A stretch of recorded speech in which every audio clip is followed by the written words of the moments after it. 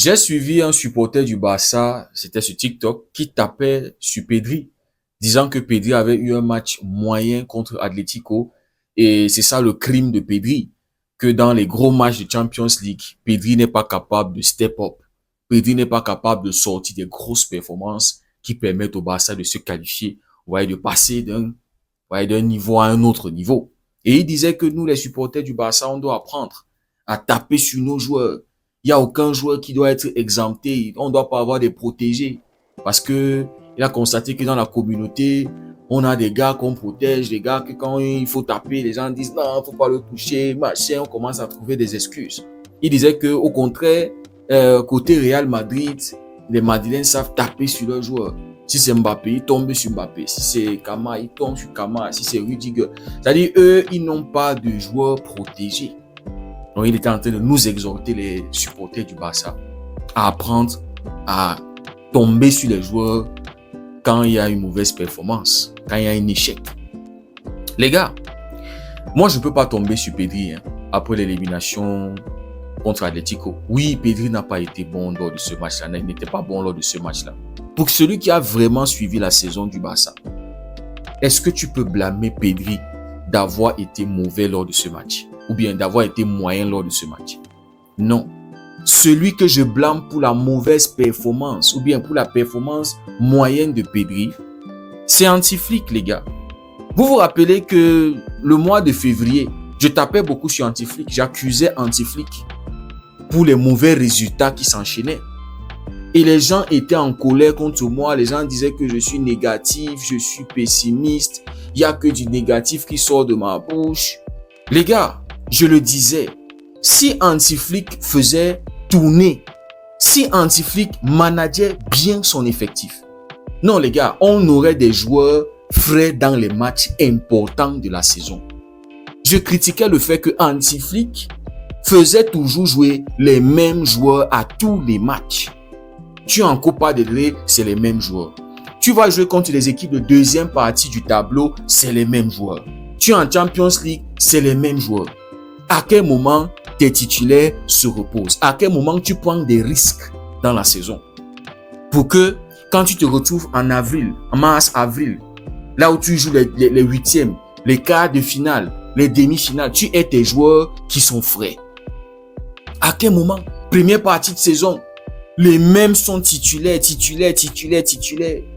Et puis quand tu arrives au money time, tu as tes joueurs qui sont cramés. Tu as tes joueurs qui sont épuisés, qui sont fatigués.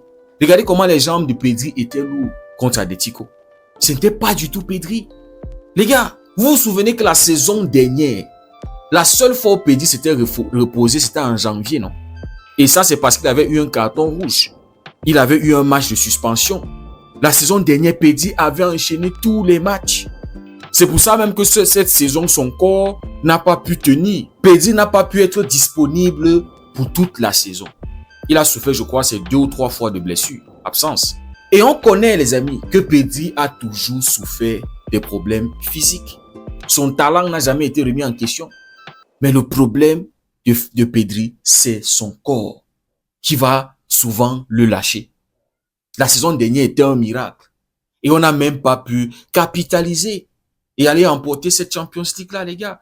On avait tellement de joueurs qui étaient passés à leur prime. Koundé était à son prime. Pedri, physiquement, était au top. Lewandowski était revenu à son prime. Lamine, Rafinha. C'est pour ça que la saison dernière, ça m'a laissé une grosse blessure, les gars. Ça m'a laissé une cicatrice dedans. Je ne peux pas oublier ça la saison dernière, les gars. Parce que c'était la saison où il fallait remporter la Champions League. Et pour ça, Arroyo, c'est le plus grand des criminels du Barça. Je vous assure, les gars. Donc, normalement, c'est les choses que Anti-Flick devait prendre en compte. Et ne pas avoir les mêmes qui jouent dans toutes les compétitions. Pour que, quand tu te retrouves au mois d'avril, tu te retrouves au mois de mars, tu es dans les matchs à élimination directe, tes joueurs ne sont pas frais. Rafinha se blesse pourquoi? Parce qu'il est surutilisé en club. Oubliez les choses que les gens racontent. Oh, Rafinha, il devait s'économiser. Non, c'est ça le jeu de Rafinha. Si tu l'enlèves ça, Rafinha n'a plus rien. Presser, récupérer, marquer. C'est ça Rafinha. C'est pas le joueur technique qui va te donner des highlights à la Lamine Yamal. Que même s'il ne marque pas de but, tu vas te rappeler de son match. C'est un joueur que son jeu est basé sur son physique. Donc moi, je ne peux pas blâmer Ancelotti. Je ne peux pas blâmer Rafinha pour cette blessure. Je blâme Hansi Flick. Parce que Flick nous a montré qu'il ne fait pas entièrement confiance aux autres. Il a ses gars, il a ses titulaires et c'est eux d'abord avant les autres. Et ça, c'est une attitude de Hansi Flick qu'il doit changer la saison prochaine. Et même à partir de cette fin de saison, les Rooney comme ça, là, ils doivent jouer, les Casado doivent jouer. C'est inadmissible que dans tous les matchs, c'est les mêmes gars qui vont jouer dans toutes les compétitions. C'est eux qui débutent d'abord. On a vu des matchs où le Barça était incapable de le plier en premier mi-temps. Je prends par exemple le match contre Girona, où c'est Arroyo qui rentre en dernière minute, dans les dernières minutes et qui marque le 2-1. Les gars avaient été titulaires, les Yamal avaient été titulaires. Ils avaient joué jusqu'à la 82 combien de minutes. Vous voyez, les gars ne se reposent pas. Et dans les matchs importants, les gars ne sont pas capables de tenir l'intensité. Ils ne sont pas capables de répondre à l'intensité de l'adversaire. Regardez comment Echolo avait reposé ses gars pour être frais pour le combat. Alors que Hansi Flick avait joué Pedri, avait joué Lamine Yamal 90 minutes contre Espanyol. Vous vous attendiez à quoi, les gars? Vous vous attendiez à quoi? Donc j'espère que vous me comprenez maintenant quand je tapais sur Hansi Flick. Ça me traitait de haut négatif, oh, tu ne veux pas voir le positif, même quand il y a un peu machin. Non, les gars, nous voici, on est éliminé de la Champions League. Avec Rafinha qui était blessé, les gars n'ont pas su tenir le rythme, l'intensité et tout. Les gars n'étaient pas frais. Les gars ont sorti les matchs moyens, matchs importants, capital. C'est pas comme si Atlético était plus fort que toi. Non.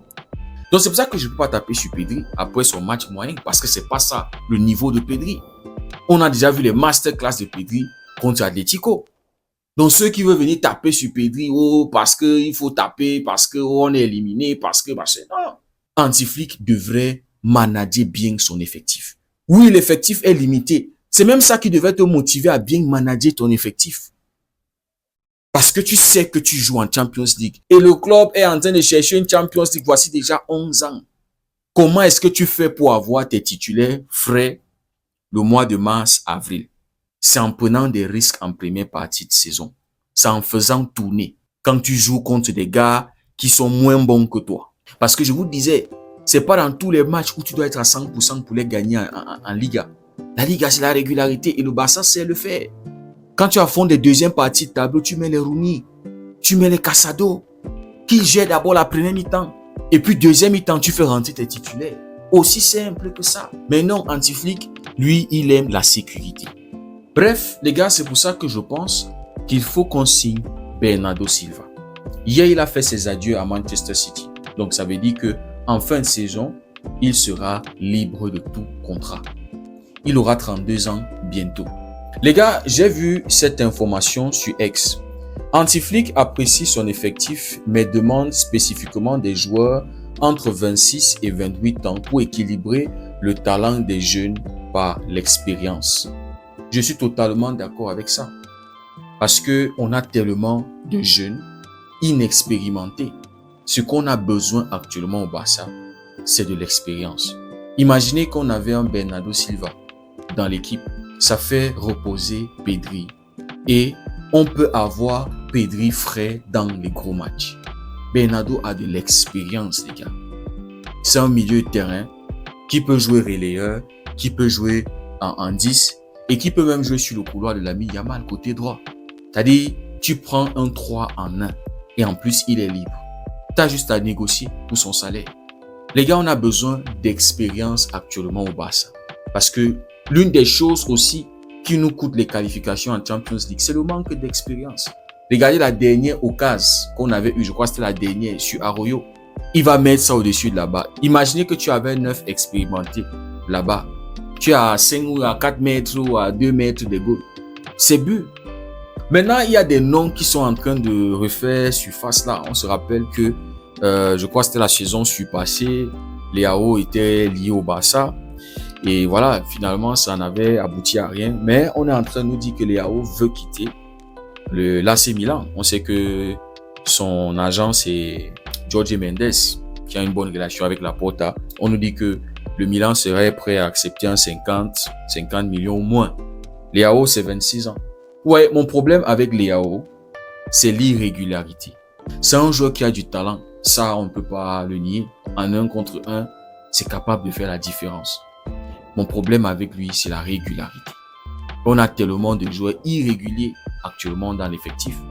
Donc, si tu nous ramènes un Leao, c'est encore un pari. Tu ne sais pas si ça va marcher ou ça va pas marcher. Vous voyez? Et un autre truc, c'est sans ses problèmes physiques. C'est un joueur qui se blesse aussi beaucoup. Pas capable de tenir toute une saison comme ça là, c'est compliqué. Donc voilà le problème que j'ai avec Leao. Sinon, c'est un joueur que j'aime énormément. S'il doit venir au Barça, j'ai aucun problème. Mais voilà les gars, irrégularité et les problèmes physiques. Maintenant, on nous dit que le dossier Rashford s'est refroidi, c'est normal. Parce que on n'a même pas pu faire demi-finale Champions League. Rashford, à part Newcastle, ça nous a servi à rien. Ça nous a pas aidé. Maintenant, on nous dit aussi que en cas d'échec du dossier Alvarez, le Barça pourrait se positionner sur Morici. C'est possible. Ça peut se négocier. Parce que entre le Barça et Mallorca, il y a une bonne relation. Samuel Eto'o était parti de Mallorca pour le Barça. On a nos petits là-bas, Vigili, il y a Pablo Torre là-bas et consorts. Donc, on a une bonne relation. Ça peut bien se négocier. Morici coûte moins cher. Leao sur Transfermarkt, ça coûte 65 millions. Donc, on peut comprendre les 50 millions que le Milan a, c'est, voilà, 50 ou peut-être 45 millions. Morici, c'est 4,5 millions. Moins cher, il a 32 ans, 31 ans, bientôt 32 ans. Expérimenté, actuellement, c'est 21 buts en Liga. Donc, ça peut se négocier. Il y a aussi Sorloth qui est en train de sortir. On dit que le Barça est intéressé par Sorloth. Sorloth aussi, c'est bientôt 32 ans. Donc, on voit que ce sont des joueurs qui répondent aux critères d'Antiflick. 26, 28 ans, vous voyez des joueurs d'expérience pour solidifier l'effectif. Mais quand même, pour Sorloth, là, passer de Julián Alvarez à Sorloth, c'est-à-dire tu partais à l'Atlético pour Julián Alvarez, tu prends Sorloth. Sorloth aussi, ça coûte moins cher. Sorloth, c'est 20 millions. Donc, c'est prenable pour le Barça. Ça veut dire que peut-être 15 millions, tu le fais venir. Avec un 60 millions, tu peux avoir un Leao et soit un Sorloth ou un Morici. Tu as renforcé ton attaque. Maintenant, Bastoni, c'est un dossier que je comprends vraiment pas. L'affaire Bastoni, là, je comprends vraiment pas ça. Tantôt, il veut venir, tantôt, il ne veut pas. Tantôt, il veut rester, tantôt, on nous dit que oui, l'Inter est en train de comprendre qu'il pourrait partir. Il y a de cela quelques semaines, on nous disait que non, il est en train de considérer qu'il va rester parce que on l'avait pas jugé sur l'élimination de l'Italie. Les gars, cette affaire Bastoni, là, c'est, voilà, ça m'embrouille un peu. Donc, moi, j'attends des choses réellement, des choses concrètes. Voilà. Mais les amis, ce qui est sûr, c'est qu'il faut renforcer cette équipe. Notre échec encore cette saison, c'est parce que cette équipe n'était pas renforcée lors du mercato d'été dernier. On avait bricolé. Cet été, il ne faut pas du tout bricoler. Si on est sérieux, si on veut mettre fin à cette longue attente de Champions et machin, toujours se ridiculiser comme ça en Europe. Parce que ça a été du bricolage, du bricolage, du bricolage. Maintenant, il y a des joueurs qu'il faut faire partie, libérer de la place pour faire venir, voilà, des gars sérieux, des gars qui vont te permettre de tourner. Parce que Antiflick a un problème de confiance. Donc, les gars, dites-moi ce que vous en pensez en commentaire. Comme je vous ai dit, il faut se positionner sur Bernardo Silva. Il faut le signer. C'est de l'expérience sûre au milieu de terrain. En tout cas, les gars, dites-moi ce que vous en pensez en commentaire. On va continuer à en parler par rapport au mercato du Barça. Si le contenu vous a plu, likez, partagez pour ceux qui découvrent cette communauté. N'hésitez surtout pas à nous rejoindre. Merci beaucoup d'avoir suivi la vidéo. On se dit à très bientôt. Passez une belle journée et que Dieu vous bénisse.